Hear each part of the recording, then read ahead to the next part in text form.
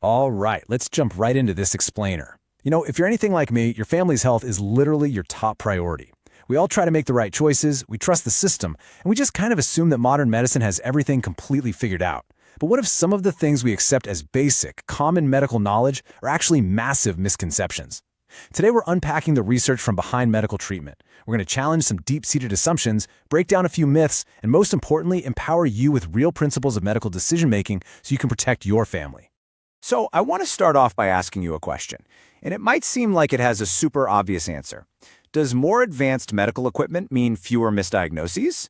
Really think about the hospitals of today compared to a century ago.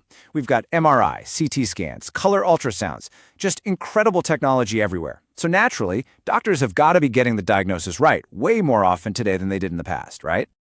Well, the data reveals a pretty counterintuitive truth. Clinical misdiagnosis rates have actually risen even as our hospitals have filled up with all this highly advanced technology. Research comparing clinical diagnoses with actual autopsy results shows that back in 1938, the misdiagnosis rate was 35%. Fast forward to the 1980s, an era when large hospitals were heavily investing in CT scans and ultrasounds, and that misdiagnosis rate didn't drop. In fact, some studies showed it climbing to 47%. You really have to ask yourself, how on earth is the misdiagnosis rate going up when the technology is getting so much better? And that brings us to myth number 1, blind faith in medical machines. According to autopsy-based research on the accuracy of advanced imaging, things like ultrasounds, MRIs, and CT scans, the direct, correct diagnosis rate, purely based on the machine's read, is actually only 33%. Yeah, a third. The machine gets it entirely wrong 9% of the time, and a whopping 58% of the time, the results are simply inconclusive on their own. That means relying just on the machine gives you a definitive correct answer only a third of the time. And this brilliantly illustrates the core issue here. Machines are not doctors. They literally just extend human senses. They allow us to see inside the body, sure, but they absolutely cannot replace a doctor's clinical thinking, comprehensive analysis, and human judgment. When medical professionals over-rely on screens and lab numbers, they miss fundamental physical clues. There are actually tragic case studies out there where patients underwent extensive, highly expensive imaging that found absolutely nothing, all while a simple, old-fashioned physical exam, like just tapping on the abdomen, would have revealed the true problem immediately. Okay, so what is the correct approach? As an empowered patient, this is what you should expect from your medical care. Step 1 must always be a detailed patient history. Honestly, if a doctor doesn't patiently listen to you for even 5 minutes before writing up lab slips, that's a red flag. Step 2 is a thorough physical exam. As the famous Harrison's Principles of Internal Medicine states, nothing is more important than taking a detailed history and performing a physical exam. Step 3 is the targeted use of technology to confirm the doctor's clinical suspicion, not just blindly fishing for one. Moving right along to myth number 2, treating symptoms over causes. I absolutely love this analogy from the source material. It goes, treating symptoms without finding the root cause is like a farmer cutting leeks. The leaves are gone, but the roots remain to grow again. Think about it. If you have a headache and you take a painkiller, the pain goes away. But did you cure the headache or did you just cut the leaves off the leek? The root, maybe it's a cervical spine issue or poor blood flow, is still buried underground, just waiting to sprout another headache tomorrow. Think of it like a massive tree. The hidden roots deep underground represent the true, often invisible causes of disease. We're talking about your work environment, your daily life, your diet, your habits, your sleep, and psychological stress. Then you have the visible branches and leaves, the results: high blood pressure, high blood sugar, fatigue, insomnia. We spend all our time fighting those visible branches, completely ignoring the massive behavioral causes feeding the roots. So the absolute crucial point here is this: do not confuse a suppressed symptom with a cured body. Lowering your fever with a pill or stopping diarrhea with medication doesn't necessarily heal why your body was reacting that way in the first place. You have to identify those hidden roots, like your diet, your stress, or your environment.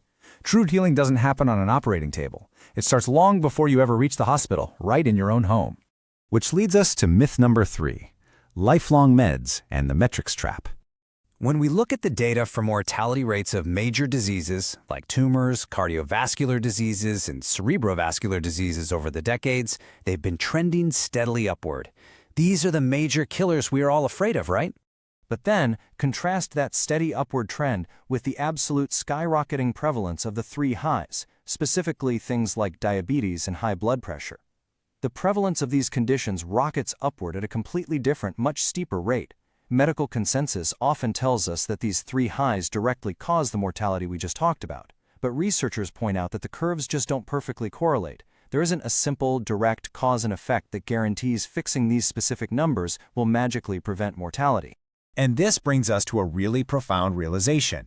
Test metrics are basically just reflections in a mirror. When you take a pill just to lower your blood pressure or lower your blood sugar, you are essentially just wiping the mirror clean. But lowering the number on a lab printout doesn't always mean you are actually healing the human body. We end up treating the data, not the patient. And treating only the data comes with some serious risks. Medications can carry heavy side effects that take a toll on the stomach, liver, and kidneys over time. In fact, a U.S. Hospital Management Forum noted that up to 45% of medical acts involved some form of error, which can actually lead to iatrogenic or medically induced conditions. We really have to be careful not to introduce a brand new issue while we're simply trying to fix a number on a page. All right, on to myth number 4. Killing bacteria equals curing. The common perception we all have is simple, right? Kill the bacteria, cure the disease. But the reality is way more complex. A damaged internal environment actually breeds the bacteria. The source material shares this crazy story about a patient who was absolutely terrified because he tested positive for H. pylori, which is the bacteria associated with stomach ulcers. But this same patient regularly binge-drank alcohol to the point of vomiting blood. His lifestyle completely destroyed his stomach's internal environment, making it a perfect welcoming home for bacteria.